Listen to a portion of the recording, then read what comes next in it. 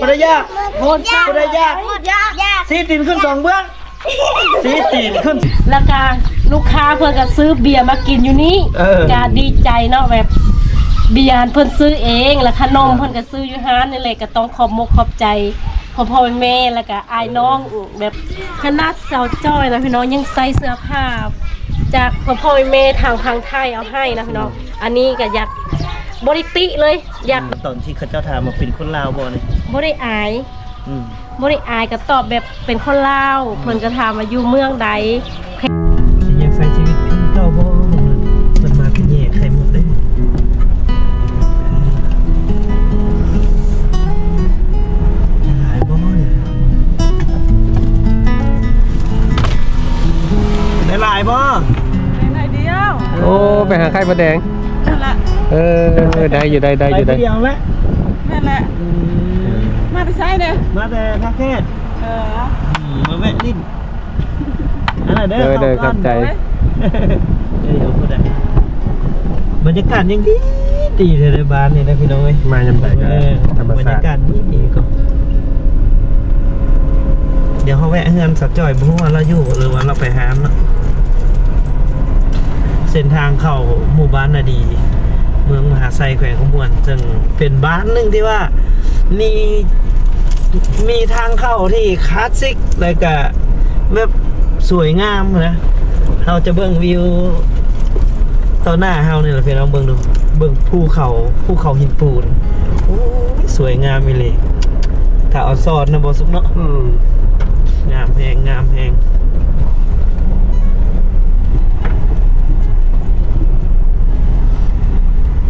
ใช่ใช่เนาะเอ้าเราเห็นหางอยู่ใส่สะใจอยู่ในเดี๋ยวเขาจะเข้าไปในบ้านเพิ่นเลยเบิ่งวิวทางเขาคลาสสิกกันนะเบิ่งหัวเบิ่งหมู่บ้านเวลาเขาเข้ามาฮอดหมู่บ้านเพิ่นก็จะเห็นเฮือนหลังไม้เฮือนก็ถือว่าหลังใหญ่สมควรอยู่ในช่วงนี้นี่โดนเราบ่ได้แวะมาหาเพื่อนจะกระลืมเบิดแล้วบ่ลืมบ่เตียงเบิดแล้วบ่อันนี้บ่หันสับใจ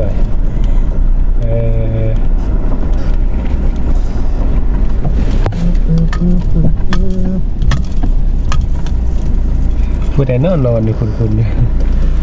สับใจบ่นอนไปลงเบิ่งบ่สุกโอ้ยโดนแล้วสบายดีมาใจเตียงคือว่าเห็นคลิปเมื่อวานนี้อยู่เวียงแม่นมื้อนี้แ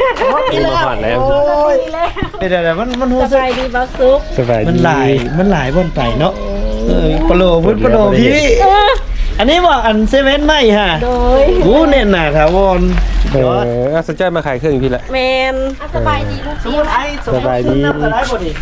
สบายดีสบายดีโอ้ยเดินแล้วบ่ได้มาหาอันนี้ก็เป็นน้องสาวใจโอ้ใหญ่เลยเนาะใหญ่แล้วสาวใจแล้วเป็นล้างหน้าเพิ่นก่อนโอ้อันนี้ผู้ใดอีกอะไรลูกให้หยังให้หยังนางบูนางวัดพี่น้องนี่เป็นสาวจ้อยสาวจ้อยนี่อันนั้นพี่น้องสาวจ้อยนี่จะมีสาวที่เป็นพี่ต้อมเนาะเป็นคนไทยพี่น้องแต่พี่ต้อมก็ไปเฮ็ดเวียกอยู่ไทยพี่น้องอยู่ในเฮือ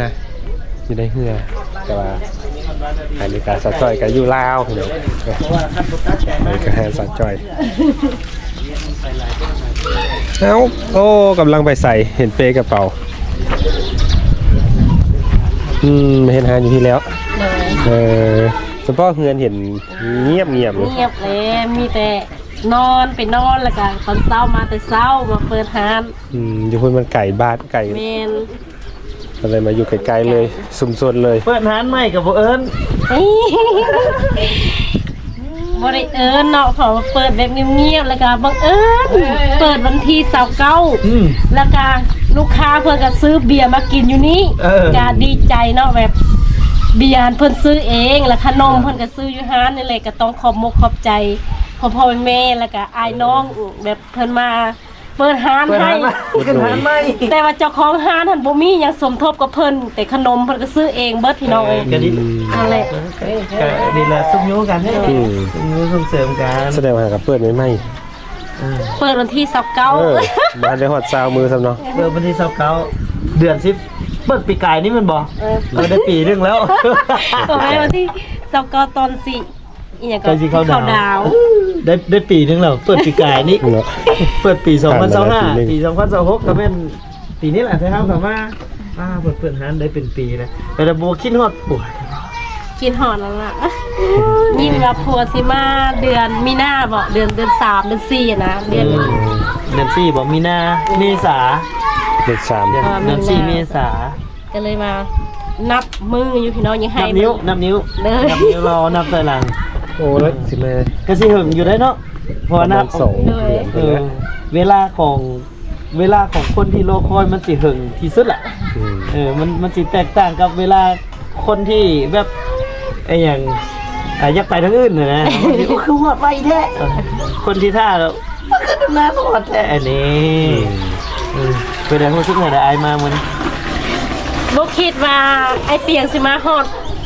มื้อนี้หั่นน่ะบ่ฮู้เลย เพราะว่าเอ้าเห็นรถกันเลยว่า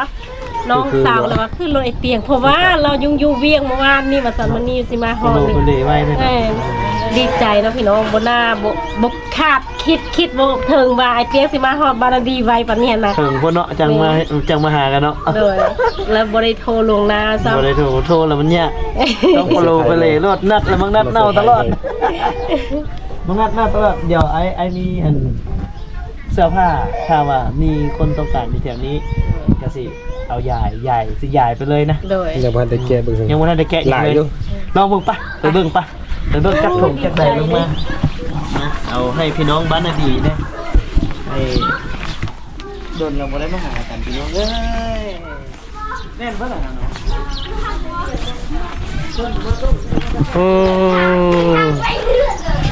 เด็กๆก็ลังไปใส่เห็นเป้กระเป๋าอยู่ไปใส่ละที่ไปใส่จะเอามะขามโอ้ เอาไข่ เอาไปขายโอ้เอาอยู่ใส่ เอาอยู่ที่แขน ไปเอาอยู่บ้านแตนพุ่นนะโอ้ไปเนื้อใดเป็นเนื้อใดไปย่างไป เนี่ยเอา โอ้ไปเอาอยู่ไก่นะพี่น้องเป็นจะเอามาขายไปขายอยู่ใส่อยู่ตลาดอ่ะ เอาไปซื้อ ขับไปซื้อคันนี้มาเอามาเนาะโดย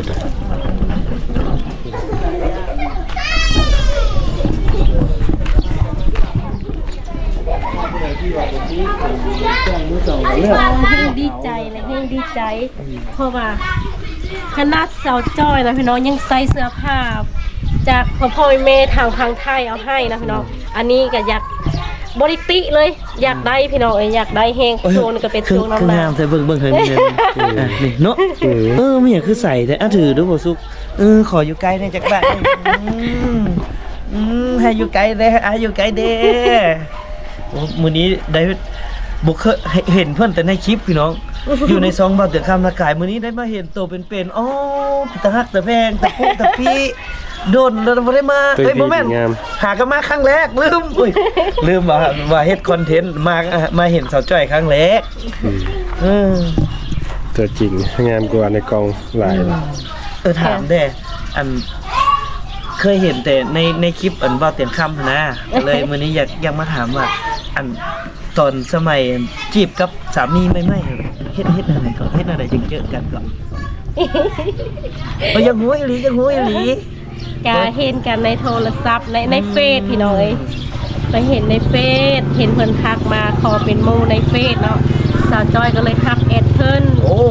ทักแอดก็เลย หลังจากทักเป็นเพื่อน แล้วเพิ่นก็ยกโปรใส่ ว้ายคิกยกโปรแล้วสาวจ้อยก็ยกกลับ แล้วเพิ่นก็ถามว่าเป็นคนลาวบ่แล้วสาวจ้อยก็เป็นคนลาวอายบ่ตอนที่เขาเจ้าถามมาเป็นคนลาวบ่นี่ บ่ได้อายบ่ได้อายก็ตอบแบบเป็นคนลาวเพิ่นก็ถามว่าอยู่เมืองใดแขวงใดอหยังประมาณนี้ก็บอกว่าเมืองมหาไซแขวงคำม่วนก็เลยเพิ่นก็แซดไปแบบกินข้าวแล้วบ่เฮ็ดอีหยังอยู่อะไรประมาณนี้นะ ถามมาเรื่อยๆเนาะถามมาก็ตอบไปแล้วอยู่มามื้อนึง เพิ่นกระทักมาหาบ่เตียงอยู่ได้พี่น้องว่าบ่เตียงเอ้ย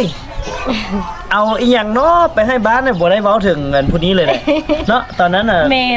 คือจิตใจของเพิ่นเนี่ยมักช่วยสังคมหลายกว่าน่ะจิกระจักสิเก็บกันอีหยังอยู่ในทีมเฮือเพิ่นนั่นแหละแล้วก็เอาคอมพิวเตอร์ตอนนั้นเนาะชื่ออะไรอยู่พัดลมบ่คือ แม่น พัดลมมามอบให้โรงเรียนบ่แต่ข้ามก็ลงไปอันโรงเรียนบ่ได้คิดว่าสิได้เจอน้องจ้อยได้มื้อนั้นเพิ่นก็ย่างอุ้ย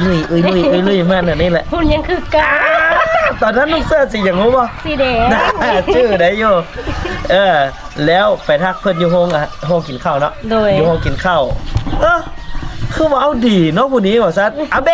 กว่าห้ามเล่าอยู่จุดนี้ว่ะเดี๋ยวกลับไปเล่าอยู่เฮือนตอนนั้นเฮือนเฮือนไผกับบ่ เสาคูณ นั่นสับคูณก็เลย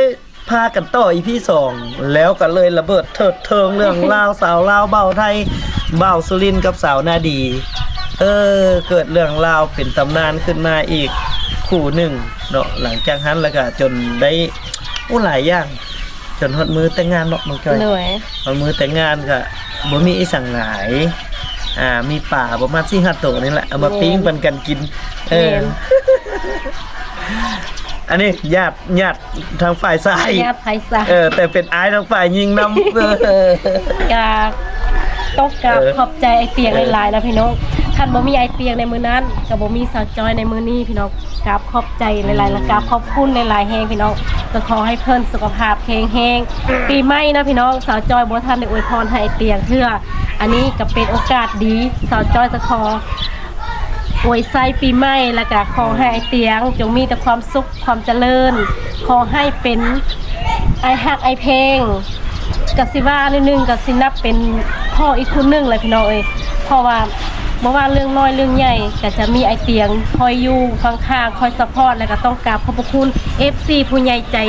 ดีทุกท่านพี่น้องจ้ะที่เป็นกำลังใจให้สาวจ้อยถ้าบ่มี FC สาวจ้อยกับบ่มีฮอดมื้อนี้พี่น้องกับบ่มีคนรู้จักปานนี้แต่คนที่เสนอเรื่องราวหรือว่าแบบนำเสนอก็คือไอเตียงพี่น้องก็นี่แหละเป็นผู้รักผู้ใหญ่อีกคนนึงพี่น้องเอ้ย นำเสนอจนมีคนให้นำทั่วประเทศเนาะตอนนั้นน่ะไปส่งเพิ่นหลังจากแต่งงานแล้วเนาะประมาณบ่ฮอดทิศสมองเนาะ บ่ฮอดทิศ บ่ฮอดทิศ อีหยังก็วันที่2แต่งงานน่ะวันที่3กลับไปส่งวันที่3ที่4นี่แหละเพราะว่าเบรกมื้อนึงเด้อยู่วันที่2ที่3อยู่เฮือนที่4ไปส่ง ช่วงไปส่งนั่นแหละที่เฮ็ดให้เรื่องราวมันระเบิดเถิดเทิงขึ้นมากะ มันเป็นน้ำเฮาไปส่งอยู่ท่าเรืออหย่างหลายอย่างพี่น้องก็เข้าไปติดตามทางช่อง YouTube เตียงคำหน้ากายเด้อจะเห็นเบิดทุกบทบทเลยกับการใช้ชีวิตคู่ของเพิ่นในช่วงนั้นยากลำบากสมัยแล้วมาฮอดซุมื้อนี้คือผ่านไป3 ปี เลย 3 ปีแล้วยังเหมือนเดิม ยังรอเธอเหมือนเดิม เอาเดี๋ยวเราไปเบิ่งตังหารเพิ่นก่อนนะพี่น้องเนาะอันนี้คือข่าวๆเรื่องราวไป ตัวไหนเนาะตัวนี้บ่พี่น้องนี่ว่าตัวนี้ว่าพี่น้องแกะต้นก่อนเป้าทางนั้นคือหลายคนเลย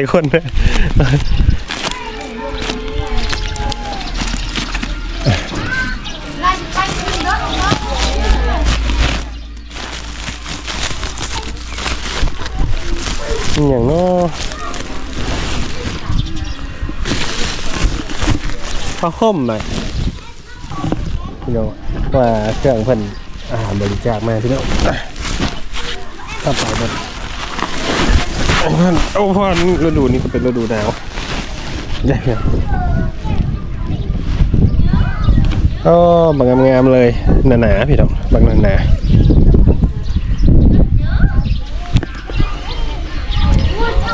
ก๊อกได้เลยเด้อพี่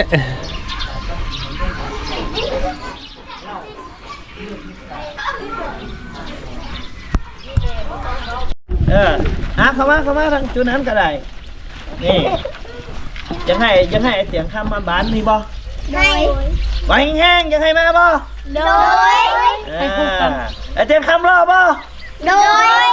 ก็บ่รอหรือบ่รอแห้งๆรอว่าสิรอบ่ รอ เอ๊ะเดี๋ยวนั้นล่ะบ่อยากกินขนมบ่ ยา โอ้ยบ่ได้อยาก อยากมืดไปหนักไป บ่ได้อยากบ่ได้อยาก ยา สีตีนขึ้น2เบื้องสีตีนขึ้น2เบื้องเอาตีนขึ้น2เบื้องได้บ่ ได้ เอาวันนี้เสียงปีโดนๆจังมาหาน้องๆอยู่บ้านอดีตเท่านึงเดี๋ยวสิเลี้ยงขนมเด้อดีใจบ่ โดย เย่ได้ไหมเฮ้ยเย่แห้งๆไหม เย้ เย่เดี๋ยวนี้หน่อยเย่นี่เห็นไหมได้กินได้1 2 3 เย้ นะเหมาวันนี้เหมานี่เฮาสิเอาจนเพิ่นบ่มีขนมขายหัวเนาะวันนี้เนาะจะขาดเท่าไหร่บ่ฮู้เด้อนะมาเข้า ยิ้ มาม เป็นอีกลงไปเลยไว้ บอกมาพี่ลูกนะออกมาปาโทรศัพท์ลงมาเลยมาแม่เป็นระบอกทางไหนออกมาซื้อหยังซื้อหยัง ยาซื้ออย่างลูก พอ บอกซื้อเพิ่นก่อนลูกผลจัง เอาเครียดแล้วบัดนี้อันนี้ลูกอันนี้โอแพงอ่ะลูกอ่ะ อย่าเข้าใจน้อย เซตบาทนี่ถามซื้อกับขี้อ่ะเพิ่งยิ้มผมเป็นพูดไอ้กะลอเด้อสิเอาเด้อ โอ้ไม่กี่ไอ้กันรอดิ ไม่รอเลย เอาลูกมาทุกเด้อเก่งหลายมาเอาลูกนะเอาอย่าฟ้าไปได้คันมันเหลือจะใหญ่ต่อได้มาพี่เฮ้ยมาพี่เอามาคนไทยมาเรียนมามาไว้แล้วนับเด้อแล้วมอบเหมาเลยจับเท่าไหร่ผมเลยนะโอ้ยยักษ์มาได้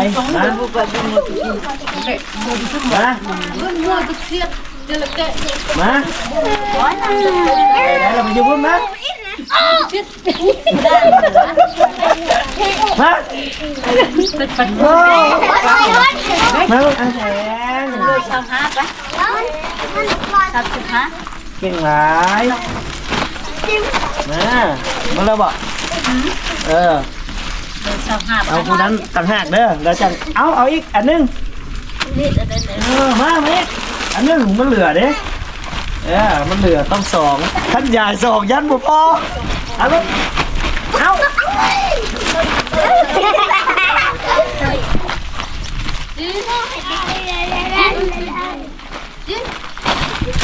มาผู้ใดยังบ่ได้ออกมาแล้วเฮาสิมาเว้าเดี๋ยวพร้อมกันเด้อ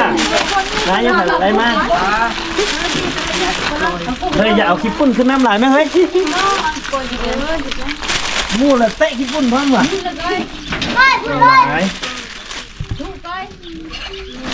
เอ้าอันนึงไปไว้เลยติ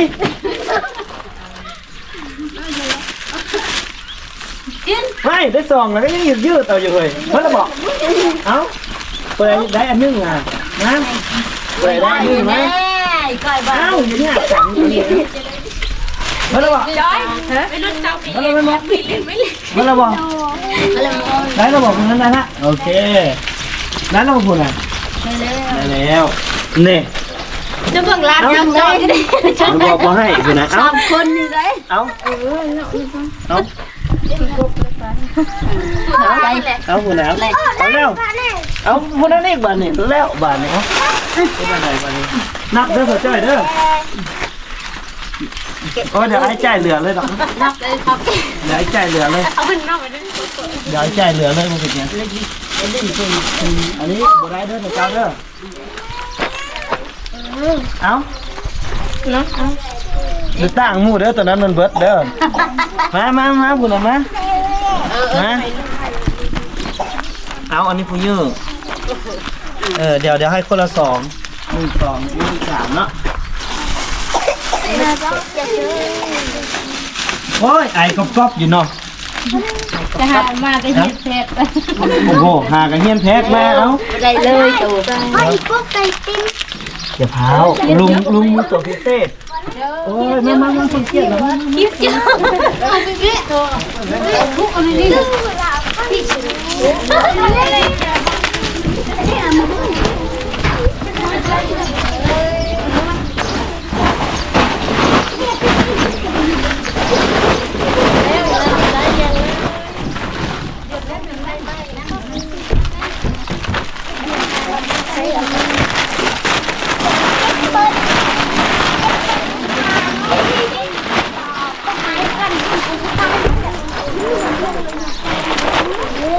เอาของตั้งพิเศษ